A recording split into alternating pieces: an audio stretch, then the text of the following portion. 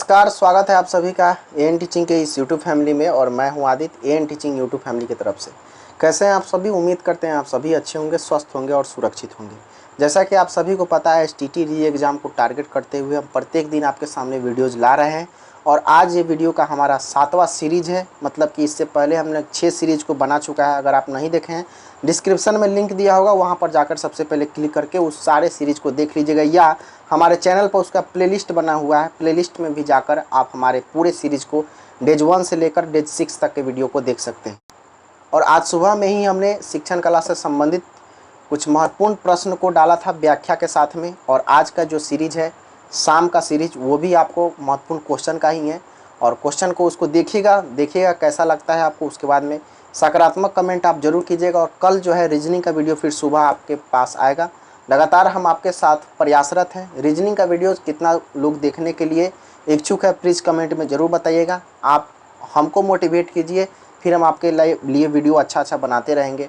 और जितना हो सकेगा हम आप लोगों के साथ में हैं, और जितना हो सकेगा हम आपको लिए कर रहे हैं। बस आप हमारे साथ जुड़े रहिए। अगर हमारा वर्क, हमारा काम, अगर हमारा पढ़ाई अच्छा लगता है तो प्लीज़ कमेंट में एक कमेंट आपका हमें चाहिए और बताइए कि कैसा लगता है, कैसा नहीं लगता है। तो चलिए स्टार्ट करते हैं।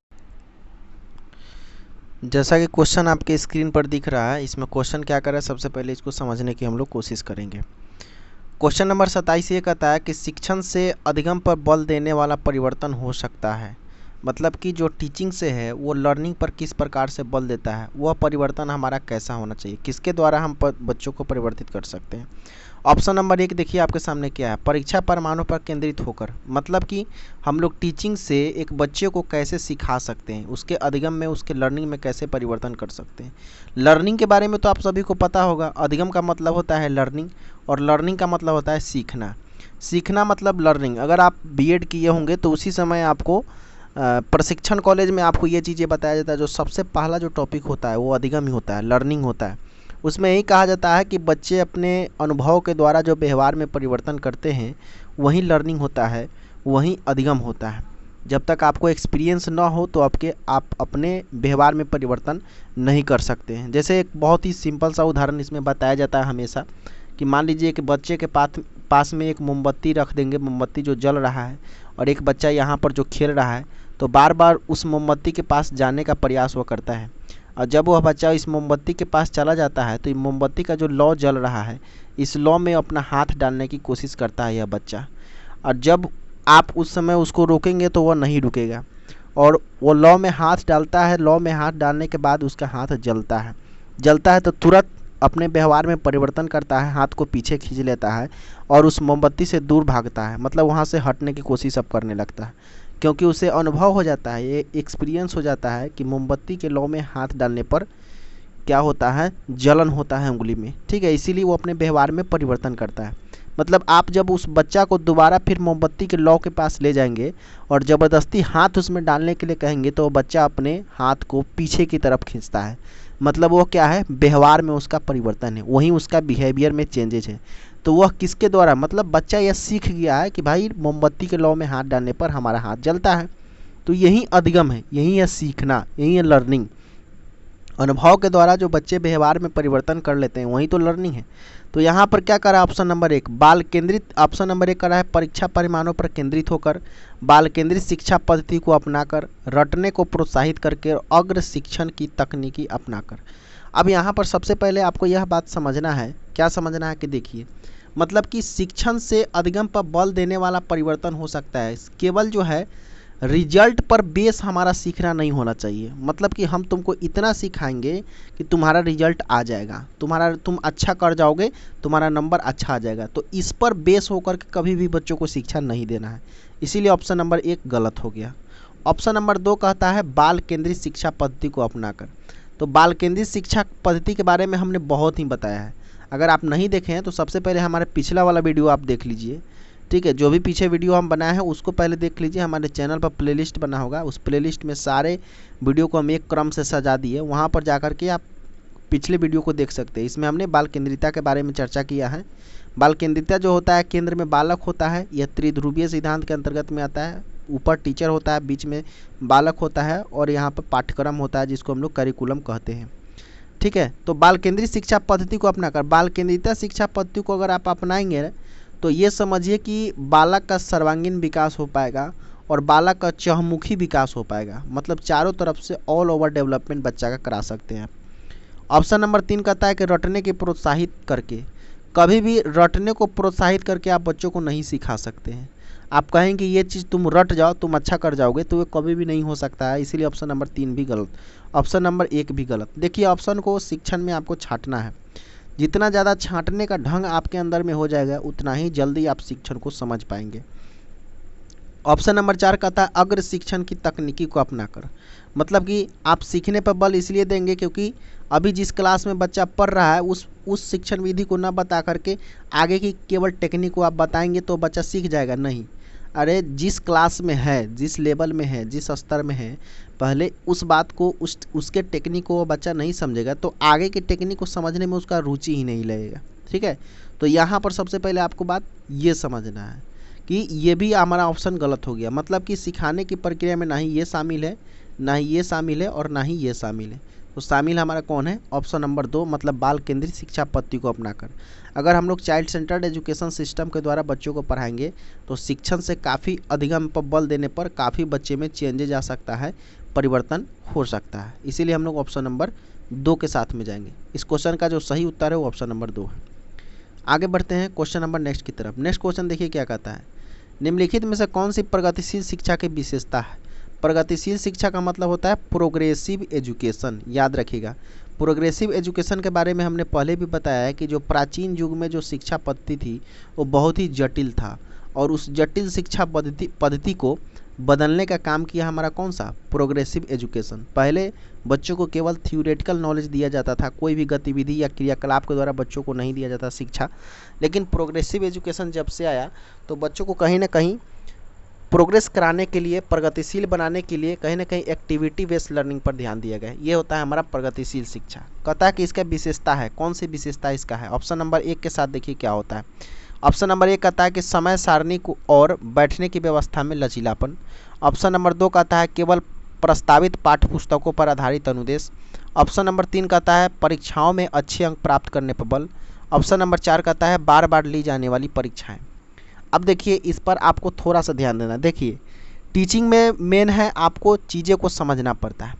यहाँ पर देखिए ऑप्शन नंबर जो 2 है वो कह रहा है कि केवल प्रस्तावित पाठ्य पुस्तकों पर आधारित अनुदेश, जबकि NCF 2005 जिसको हम लोग बोलते हैं ना नेशनल करिकुलम 2005, NCF के बारे में आपने सुना होगा, राष्ट्रीय पाठचर्या की रूपरेखा 2005। राष्ट्रीय पाठचर्या की रूपरेखा में स्पष्ट रूप से यह बात कहा गया है कि बच्चों को जब भी हम शिक्षा देंगे तो वह बुक सेंटर्ड नहीं होना चाहिए, मतलब पूरा वह केवल बुक पर आधारित नहीं होना चाहिए बल्कि बुक से थोड़ा सा अलग होना चाहिए। आप बाहरी नॉलेज को जोड़कर भी बच्चों को शिक्षा प्रदान करें, यह बात कौन कहता है? NCF 2005 कहता है। इस बात को भी आप ध्यान रखिए। तो यह ऑप्शन बिल्कुल भी सही नहीं हो सकता है। अब यहाँ पर हमसे क्या पूछ रहा है? प्रगतिशील शिक्षा की विशेषता है, ठीक है। ऑप्शन नंबर देखिए 3 कहता है परीक्षाओं में अच्छे अंक प्राप्त करने पर बल। मनोविज्ञान में कभी भी बच्चों को शिक्षा देने के बारे में यह बात नहीं कहा गया है कि बच्चा का खूब अच्छा नंबर आए, बहुत बढ़िया नंबर आए और केवल अंक प्राप्त करने के लिए ही उसको शिक्षा दिया जाए, ठीक है। परीक्षा में केवल अच्छे अंक प्राप्त करने के लिए ही उसको पढ़ाया जाए या उसको अधिगम कराया जाए, यह कभी भी मनोविज्ञान में सत्य नहीं हो सकता है। कभी भी साइकोलॉजी में, शिक्षण कला में सत्य नहीं हो सकता। इस बात को ध्यान रखेंगे आप, हमने आपको कल ही बताया था, ठीक है। और ऑप्शन नंबर 3 क्या कहता है कि बार बार ली जाने वाली परीक्षाएं। अब इसका मतलब ये नहीं है, प्रोग्रेसिव एजुकेशन का यह विशेषता नहीं है कि बच्चों को आप अच्छा कराने के लिए हमेशा परीक्षा लेते रहेंगे, 2 दिन पे, 4 दिन पे, 1 सप्ताह पे, 1 माह पे, फिर जो है 2 माह पे, 3, मतलब हमेशा टेस्ट लेते रहना। तो उससे बच्चों में फिर रुचि का फिर थोड़ा सा इरिटेट हो जाता है बच्चा, ठीक है। तो ये भी उसका विशेषता प्रोग्रेसिव एजुकेशन का नहीं है। विशेषता एक ही है, कौन सा? 1 नंबर कहता है कि समय सारणी और बैठने की व्यवस्था में लचीलापन। यहाँ पर लचीलापन बहुत ज़्यादा इंपॉर्टेंट है। लचीलापन का मतलब होता है बदलाव, ठीक है। समय के अनुसार बच्चों के व्यवस्था में, बच्चों के समय सारणी में या पाठ्यक्रम में भी बदलाव होना चाहिए। अगर बदलाव किसी भी एजुकेशन सिस्टम में नहीं रहता है तो वह पद्धति जो है वह बिल्कुल निरर्थक पद्धति कहलाता है। इतना बात आप ध्यान रखिएगा।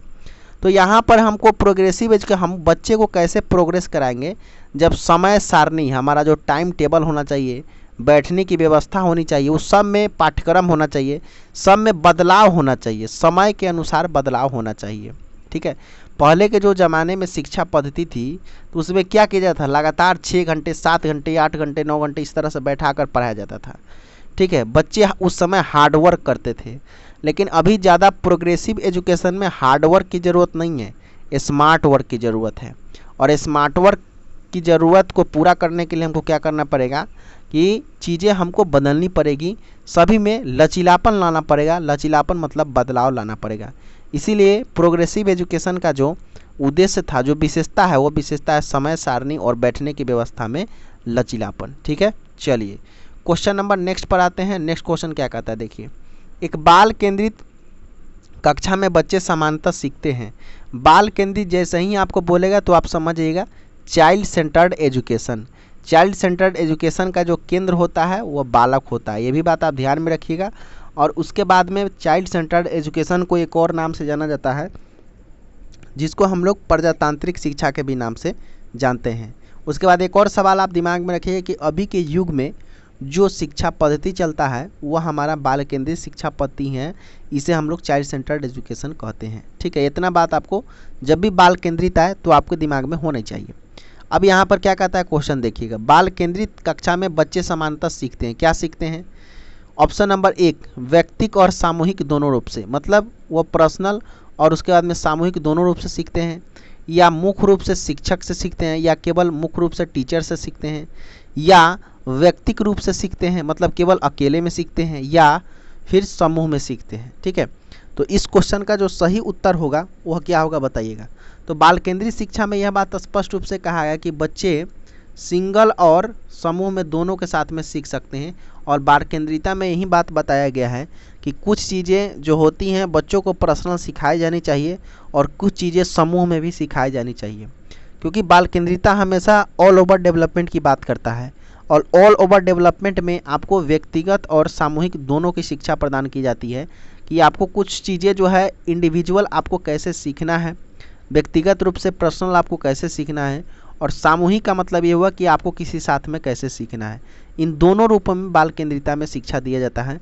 इसीलिए हम लोग ऑप्शन नंबर 1 के साथ में जाएंगे। इसका जो सही उत्तर होगा वो होगा ऑप्शन नंबर 1। चलिए नेक्स्ट क्वेश्चन पर आते हैं हम लोग। नेक्स्ट क्वेश्चन क्या कहता है? नेक्स्ट क्वेश्चन देखिएगा, कहता है कि कक्षा में अनुशासन बनाए रखने के लिए सबसे अधिक प्रभावशाली उपाय क्या है। अगर हमको क्लास में अगर अनुशासन बनाकर हमेशा रखना है तो सबसे इफेक्टेड उपाय क्या है, सबसे प्रभावशाली उपाय क्या है? ऑप्शन नंबर 1, अनुशासनहीन छात्रों को कक्षा से बाहर निकाल देना। जो भी अनुशासनहीनता करता है क्लास में, बात को नहीं मानता है, शिष्टाचार में नहीं रहता है, तो उसको हम क्या बाहर निकाल देंगे। या ऑप्शन नंबर 2, शिक्षक को रोचक एवं व्यवहारिक बनाना। शिक्षण को, टीचिंग को हम लोग इंटरेस्टेड बनाएंगे और बिहेवियर से जोड़ेंगे। क्या इससे अनुशासनहीनता कम हो जाएगा? ऑप्शन नंबर 3, छात्रों के अभिभावकों को सूचित कर देना। अगर बच्चे बदमाशी कर रहे हैं या नटखट हैं, नोटी है, तो आप क्या करेंगे कि उसके अभिभावक को सूचित कर दें कि आपका लड़का पढ़ने वाला नहीं है, आप स्कूल से ले जाइए, या करेंगे। या ऑप्शन नंबर 4 कहता है कि अनुशासनहीन छात्रों को विशिष्ट सुविधाएं प्रदान करेंगे। जो अनुशासनहीनता का काम करता है उसको हम कुछ स्पेशल सुविधा प्रदान करेंगे। तो अब बताइएगा सही उत्तर कौन सा होगा। तो इसमें जो सही और सटीक उत्तर जो हमको दिखाई दे रहा है या आपको भी दिखाई दे रहा होगा कि बच्चे जब त्रुटि करते हैं, त्रुटि तो सीखने की जननी होती है, आप सभी को पता होगा। जब तक कोई बच्चा त्रुटि नहीं करेगा तब तक वो कुछ सीख ही नहीं पाएगा, सबसे पहली बात। तो सीखने की जननी होती है त्रुटि। बच्चे तो त्रुटि करेंगे ही, लेकिन वह जब त्रुटि करेगा या अनुशासनहीनता करेगा तो उसको कैसे हमको सुधारना है। तो एक शिक्षक होने के नाते अनुशासनहीनता करना या त्रुटि करना उसका एक नेचर है, एक प्रकृति है।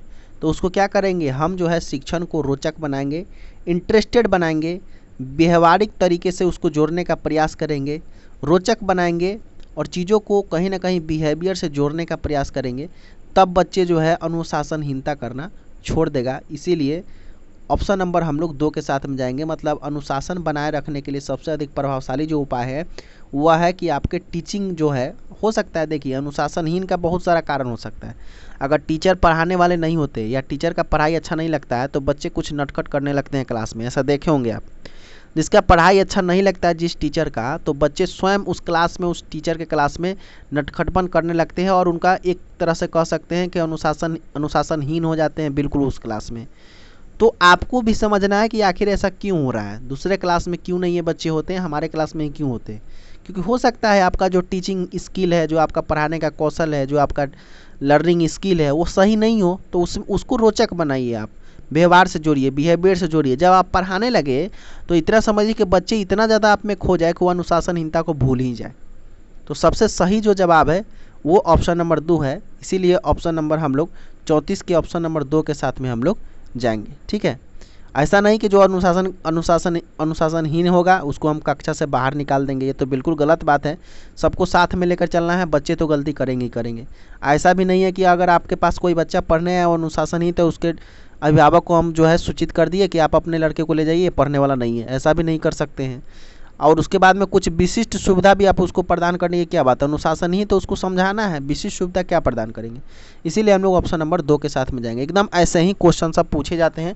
शिक्षण कला के अंतर्गत में देखिए चाइल्ड साइकोलॉजी जो होता है, चाइल्ड साइकोलॉजी में और शिक्षण कला में थोड़ा सा अंतर होता है। मनोविज्ञान में और शिक्षण कला में अंतर होता है। शिक्षण कला में इसी सब टाइप के क्वेश्चन पूछे जाते हैं, इसीलिए ध्यान रखिएगा ये सब चीज़ों को। ठीक है, और क्वेश्चन पढ़ने के साथ साथ में जो आंसर बता रहे हैं उसके साथ साथ में आप हमारे फैक्ट पर भी ध्यान देते चलिएगा, क्योंकि फैक्ट सबसे ज़्यादा ज़रूरी है। अगर आपको फैक्ट नहीं पता होगा तो समस्याएं आएंगी। चलिए नेक्स्ट क्वेश्चन क्या कहता है देखिएगा। नेक्स्ट क्वेश्चन, यदि कोई बच्चा विद्यालय में हमेशा देर से पहुंचता है तो आप क्या करेंगे। यदि कोई बच्चा विद्यालय में हमेशा देर से पहुंचता है तो आप क्या करेंगे बताइए। ऑप्शन नंबर 1 देखिए क्या कहता है, उसे डांटेंगे ताकि वह यह गलती दोबारा न दोहराए, प्रधानाचार्य से बताएंगे मतलब हेडमास्टर से हम बता देंगे, या उनके माता पिता से संपर्क करेंगे, या ऑप्शन नंबर 4 बच्चे से बातचीत करके कारण जानने का प्रयास करेंगे। अब आपको एक शिक्षक जब होंगे, अगर आप एक ट्रेन टीचर होंगे तो आपको ये इसका साइकोलॉजी पता लग गया होगा। अगर बच्चे हमेशा क्लास में लेट से आ रहे हैं तो उसके पीछे के कारण को जानने का कोशिश कीजिए कि आखिर वो क्यों लेट से हमेशा आता है, इस बात को जानने का कोशिश कीजिए। आप देखे होंगे कभी कभी सोशल मीडिया पर बहुत सारे ऐसे जो है वीडियो डाले जाते हैं जिसमें बच्चा जो है पेपर बांटता है सुबह सुबह, और प्रत्येक दिन वो स्कूल में लेट आता है चूँकि पेपर बांटने के चक्कर में उसका हमेशा स्कूल लेट हो जाता है। तो सर क्या करते थे, रोज़ रोज़ उसको डंडा से मारते थे, पनिशमेंट देते थे, दंड देते थे। लेकिन सर ने कभी उसके पीछे के रीज़न को जानने का कोशिश नहीं किया। लेकिन सर के दिमाग में एक दिन आया कि आखिर क्यों यह बच्चा प्रत्येक दिन लेट आता है, और मार खाने के लिए खुद से हाथ को बाहर निकाल लेता है कि अब तो हमको पिटाई खाना ही है, दंड तो हमको मिलेगा ही मिलेगा क्योंकि हम लेट आए हैं। तो ऐसा आखिर क्यों करता है। सर ने एक दिन देखा कि इसके पीछे के कारण को जानते हैं, तो जब छुप छुप कर जब उसको नोटिस किए तो पता लगा कि वो बच्चा हमेशा रोज़ सुबह सुबह जाकर पेपर बांटने का काम करता है। पेपर बांटने के साथ जब वो पढ़ाई कर रहा है तो ये तो बहुत अच्छी बात है, उतना तो आपको सामंजस्य करना ही होगा कि बेटा ठीक है कोई बात नहीं, तुम इतना लेट से आ सकते हो, तुम बहुत अच्छे हो। तो आप जब भी बच्चे कुछ भी कर रहे हैं, मतलब विद्यालय में हमेशा जब देर से पहुंचता है तो उसे डांट कर और गलती दोबारा बोले, आज जो है बहुत ज़्यादा पनिशमेंट दें, बोले कल से तुमको लेट नहीं आना है। प्रधान हेड मास्टर से आप क्या बताएंगे, आप भी तो टीचर है, उसके प्रॉब्लम को आप भी तो सोल्व कर सकते हैं। माता पिता से संपर्क क्या संपर्क करेंगे आप एक टीचर है, उसके बारे में आप भी सोच सकते हैं। लेकिन सबसे परफेक्ट कौन है कि आखिर यह क्यों लेट आता है, इसके पीछे के अगर कारण को हम जान जाएंगे, रीजन को अगर जान जाएंगे तो वो सबसे ज़्यादा परफेक्ट होगा। इसीलिए 38 का जो सही उत्तर होगा वो ऑप्शन नंबर 4 होगा, अर्थात 38 का सही उत्तर जो होगा वो ऑप्शन नंबर 4 होगा। नेक्स्ट क्वेश्चन पर आते हैं। देखिएगा क्वेश्चन नंबर देखिए, एक शिक्षार्थी केंद्रित कक्ष में अध्यापिका करेगी। शिक्षार्थी केंद्रित का मतलब क्या हुआ बताइए। शिक्षार्थी केंद्रित का मतलब होता है, वहीं शिक्षार्थी केंद्रित का मतलब बाल केंद्रित ही इसको बोलेंगे। इसको भी हम लोग चाइल्ड सेंटर्ड एजुकेशन के नाम से ही जानते हैं। शिक्षार्थी केंद्रित कहे या इसको भी हम लोग किसके नाम से जानते हैं, चाइल्ड सेंटर्ड एजुकेशन के नाम से ही जानते हैं। ठीक है, चलिए इसमें क्या कहता है देखिएगा। इसमें कहता है कि शिक्षार्थी केंद्रित कक्षा में अध्यापिका करेगी अधिगम को सुगम बनाने के लिए बच्चों को एक दूसरे के साथ अंकों के लिए मुकाबला करने के लिए प्रोत्साहित करना। मतलब केवल इसलिए नहीं करना, हम आपको पहले ही बताएं कि अधिगम किस लिए इसलिए नहीं कराया जाता है कि बच्चों को तुमको ज़्यादा से ज़्यादा अंक प्राप्त करना है, ठीक है। इसलिए शिक्षा के द्वारा कभी भी इस चीज़ के लिए मोटिवेट नहीं किया जाता, ये बात आप ध्यान रखेंगे, ठीक है। तो ऑप्शन नंबर 1 हमारा ये कह रहा है। उसके ऑप्शन नंबर 2 देखिए क्या कहता है, मुख्य तथ्यों की व्याख्या करने के लिए व्याख्यान पद्धति का प्रयोग करना, बाद में शिक्षार्थी का उनकी सजगता के लिए आकलन करना। मतलब केवल मुख्य लेक्चर हम उसको बता देंगे, या ऑप्शन नंबर 3 वह अपने विद्यार्थियों से जिस प्रकार अपेक्षा करती है उसे प्रदर्शित करना और तब बच्चों को वैसा करने के लिए दिशा निर्देश देना।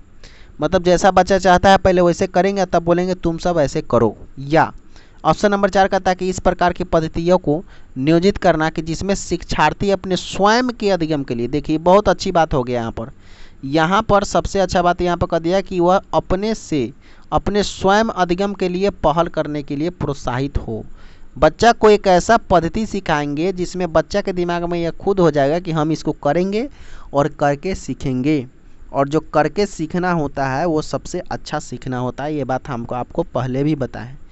तो करके सीखने से अच्छा सीखना कोई नहीं हो सकता है, ठीक है। इसीलिए हम लोग ऑप्शन नंबर 4 के साथ में जाएंगे। जो इस क्वेश्चन का सही उत्तर होगा वो ऑप्शन नंबर 4 होगा, ठीक है। तो उम्मीद करते हैं आज का ये वीडियो पसंद आया होगा, और आपको हम हमेशा ये बात कहते हैं कि वीडियो केवल देखना नहीं है, उसके अंडरस्टैंडिंग को आपको समझना है, उसमें समझ थोड़ा सा विकसित करना है। समझ विकसित कीजिएगा तभी आपको फ़ायदा मिलेगा। हम आपके सामने जब क्वेश्चन लेकर भी आ रहे हैं ना, तो क्वेश्चन के प्रत्येक हर एक कॉन्सेप्ट को बता भी रहे हैं, वो ज़्यादा ज़रूरी है। आप कितना क्वेश्चन, आप हज़ारों करोड़ों क्वेश्चन हल कर जाइए, सैकड़ों क्वेश्चन हल कर जाइए, कुछ फ़ायदा नहीं मिलने वाला है। अब एक क्वेश्चन से आप दिमाग में ये रखिए कि हमको एक क्वेश्चन का जब हम अध्ययन कर रहे हैं तो उस क्वेश्चन से हमारा 10 क्वेश्चन पकड़ में आ जाए। मतलब उसके कंसेप्ट अगर हमारा क्लियर रहेगा तो 10 क्वेश्चन हमको हमेशा जो है पकड़ में आ जाएगा, ठीक है। इस व्यू से आपको क्वेश्चन को देखना है। ये मत सोचिएगा कि सर ने इस वीडियो में मात्र 5 से 6 क्वेश्चन कराया, 10 क्वेश्चन कराया, ये इससे मतलब नहीं है। आपने उस क्वेश्चन से क्या सीखा, क्या कंसेप्ट लिया आप उससे, ये ज़्यादा ज़रूरी है, ठीक है। Thank you so much. मिलते हैं फिर से आपको नेक्स्ट वीडियो में, तब तक के लिए जय हिंद।